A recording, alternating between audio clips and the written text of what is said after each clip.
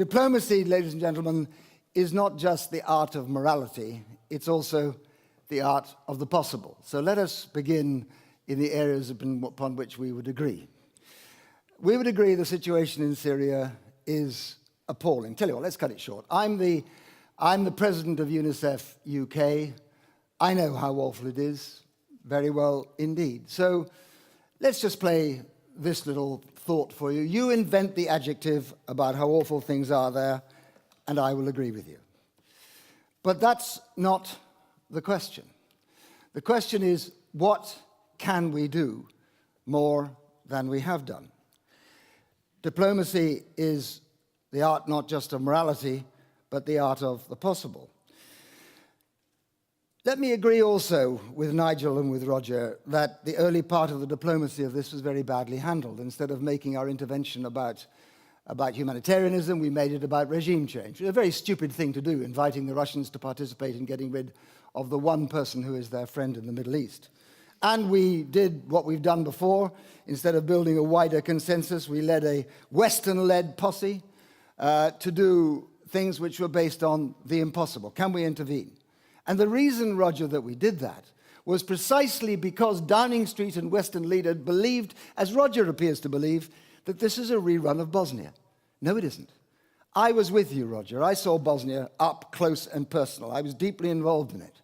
The failure to understand that the West is not in the same position as it was when we intervened in Bosnia and Kosovo, for reasons I will explain, and Syria is not the same as Bosnia and Kosovo, is the very reason which led us into those early mistakes. You see, there is a rule, it seems to me, that is accepted by most value systems, which goes something like this. If you should and you can, it is a sin not to. But if you should and you cannot, it is not. By the way, if you look at Thomas Aquinas and the Just War, you'll find that he assembles 5 basic principles when it is proper to have a just war, in this case intervene, and the principles apply to our present circumstances. 1, there is an egregious breach of international law. 2, the effect of that spreads wider than the country concerned to affect the stability and peace of the wider region or indeed the world. 3, you have exhausted all diplomatic possibilities. 4, the means by which you wish to intervene is commensurate and proportionate with the sin that's being committed. 5, it is legal. And 6, please note 6. Thomas Aquinas said it that long ago. There has to be a reasonable prospect of success. And if you can believe there is, then you can go with these 2. Note that Roger didn't propose anything, long on morality, short on solutions. The only solution that I heard was that we should have safe havens, remember them? And we should have aid corridors. Remember them? I do. He does too. You don't have them unless you can protect them. That is the lesson of Srebrenica. Surely you understand that, Roger. I mean, the truth about it is that if you were to invent this, if you were to bring this into effect, who is going to protect those? And if nobody protects them, you are replaying Srebrenica all over again. This is not the same as Bosnia and Kosovo. And let me see if I can explain the 3 reasons why it isn't.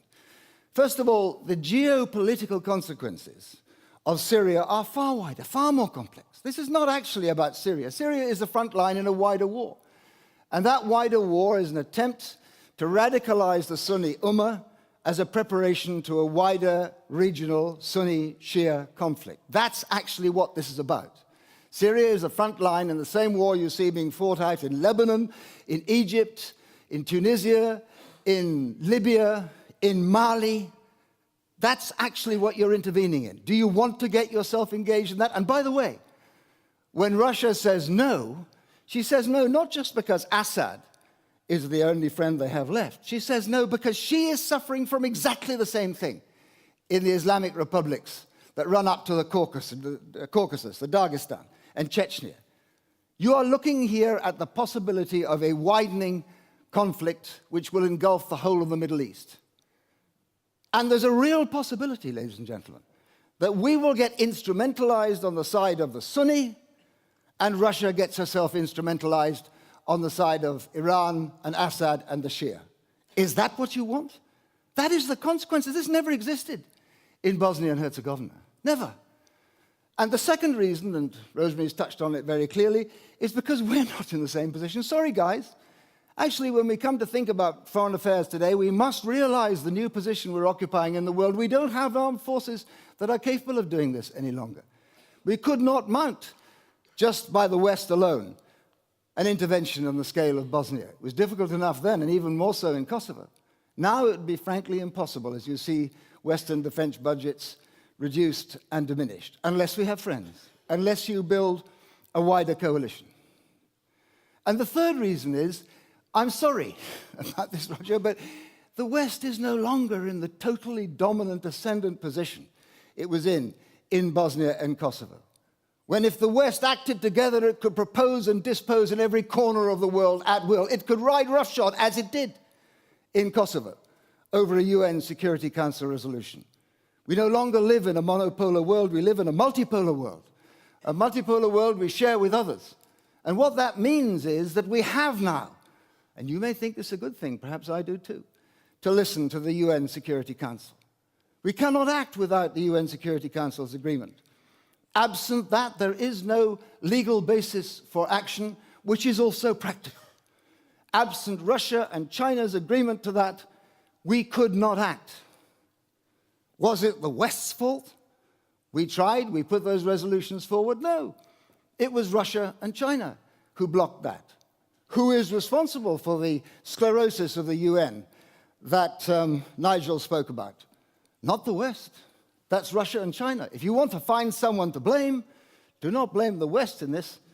You may blame the East. We could do one thing, and I'm sad that our parliament chose not to.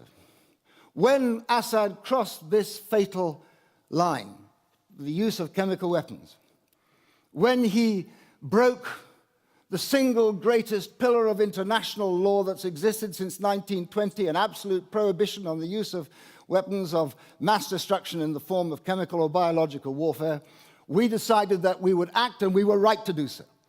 We were not acting to intervene, we were acting to uphold international law. And it's a matter of the greatest sadness to me that my parliament failed to vote to do that. You know, you can be proud of Parliament's ability to stand up to the executive and deeply ashamed of the position that it took. And that's how I felt the next day.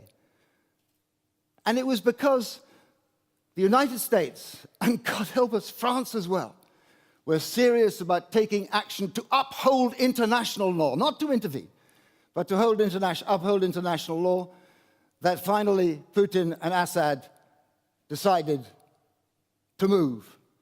And that has given us an opportunity now to have Western inspectors in, to have a real prospect of taking, for God's sake, the one thing we can take out of this terrible conflict, and the widening conflict too: chemical weapons and weapons of a biological nature.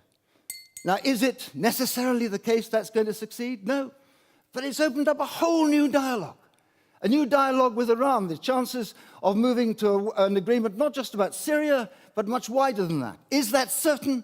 No, ladies and gentlemen, but it is possible. And diplomacy is the art of the possible. Anything else was simply an exercise in morality without being underpinned by the possibility of success. No more, no less. We haven't failed. We've done the best we can. Not, I have to say, the House of Commons, but the West. If you want to blame somebody, blame the East.